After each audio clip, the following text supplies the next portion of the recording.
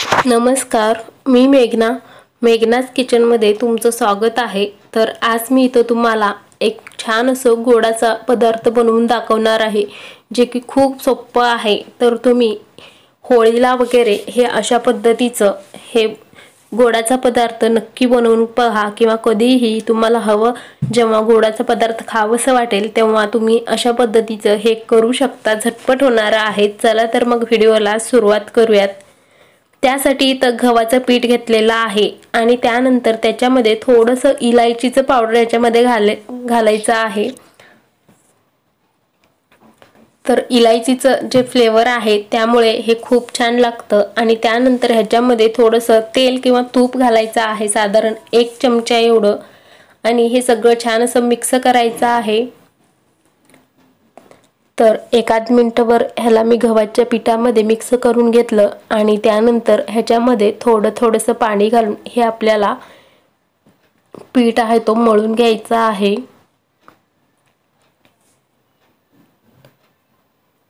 तर बाजूला ठेवून द्यायचा आहे साधारण एक 10 ते 15 मिनिटांसाठी। आणि त्यानंतर इथं साधारण एक पाव वाटी एवढं काजू घेतलेलं आहे, पाव वाटी एवढेच मखाना घ्यायचा आहे, बदाम इथं घ्यायचा आहे। आणि त्याचसोबत आपल्याला इथं साधारण एक अर्धी वाटी एवढं मिल्क पावडर घ्यायचं आहे, त्यामुळे हे खूप छान लागणार आहेत। तर तुम्ही इथं सगळे तुमच्या आवडीनुसार इथं सगळे हे काजू बदाम वगैरे घालायचं आहे, पिस्ता घालू शकता। तर तुम्हाला जे आवडतात ते सगळं तुम्ही ह्याच्यामध्ये घालायचं आहे आणि त्यानंतर ह्याला मिक्स करून घ्यायचं आहे। आणि त्यासोबत ह्याच्यामध्ये थोडंसं दूध घालून हे मिक्स करायचं आहे, म्हणजे हे सारण आहे थोडंसं ओलसर इथं आपल्याला करून घ्यायचं आहे। तर साधारण मी इथं 2 चमचे हे दूध आहे घालून असं छान मिक्स करून घेतलेलं आहे। आता त्याच्यामध्ये आपल्याला साखर घालायचं आहे। तर साखर तुम्ही इथं थोडंसं मिक्सरला लावून बारीक करून घ्यायचं आहे। तर खूप मोठं देखील ह्याच्यामध्ये साखर नाही घालायचं, नाहीतर नाही विरघळणार। त्यामुळे थोडंसं साखर आहे किंवा साखरेचं पावडर घातलं तरीही चालेल। तर सगळं एकदा छान असं मिक्स करून ठेवायचं। तर इथं आपलं हे गोडाचं पदार्थ बनवण्यासाठी हे सारण आपलं इथं तयार आहे। तर हे जे गव्हाचं पीठ आहे तो मळून ठेवलेलं होतं त्याला 15 ते 20 मिनिटं झालेले आहेत। तर आता आपण ते पीठ घेऊयात, आणखीन एकाद मिनिटभर असंच मळून घ्यायचं आणि त्यानंतर त्याच्यामधले असे छोटे छोटे गोळे इथं काढून घ्यायचे आहेत।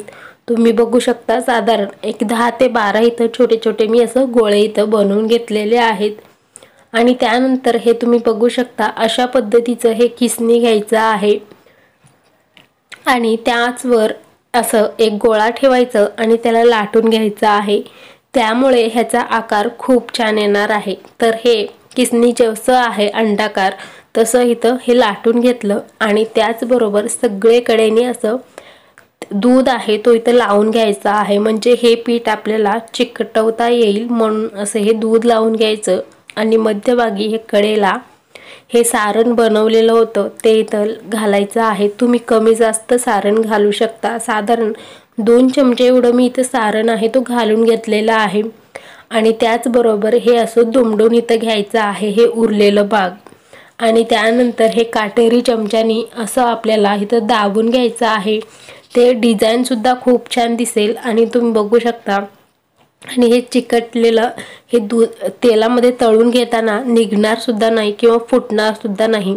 बघू शकता खूप छान दिसत आहे, डिझाईन आहे तो खूप छान हे दिसत आहे। तर ह्याला आपण सगळे जे गोळे बनवून ठेवलेले आहोत ते सगळे इथं पहिलं बनवून घ्यायचं आणि त्यानंतर तेल इथं गरम होण्यासाठी ठेवून द्यायचं आहे। तेल गरम करून घ्यायचं कडकडीत आणि त्यानंतर गॅस इथं मध्यम ठेवायचं किंवा बारीक ठेवला तरीही चालेल। सगळे हे जे बनवून घेतलेले आहेत तर ते ह्याच्यामध्ये तळायला घालायचं आहे। बघू शकता तर मी इथं एक 4 घातलेले आहेत तळण्यासाठी। त्यानंतर एक 2 ते 3 मिनिटं ह्याला हात लावायचं नाहीये, म्हणजे पलटी वगैरे करायचं नाहीये। 2-3 मिनिटांनंतर बघू शकता कलर आहे तो खूप छान दिसत आहे, म्हणजे खालचा भाग आहे तो तळून झालेला आहे। तर आता आपण हे पलटी करून घेऊयात। त्यानंतर हे तुम्ही इथं अजून जागा होती म्हणून मी दुसरे सुद्धा करून इथं तळण्यासाठी घातलेला आहे आणि लगेच हे तळून निघतात, खूप वेळ सुद्धा लागत नाही। तर तुम्ही सुद्धा होळीला वगैरे अशा पद्धतीचं गोडाचा पदार्थ नक्की बनवून बघा आणि व्हिडिओ आवडला असेल तर लाईक, शेअर, सबस्क्राईब करा। पुन्हा भेटूया पुढच्या व्हिडिओमध्ये।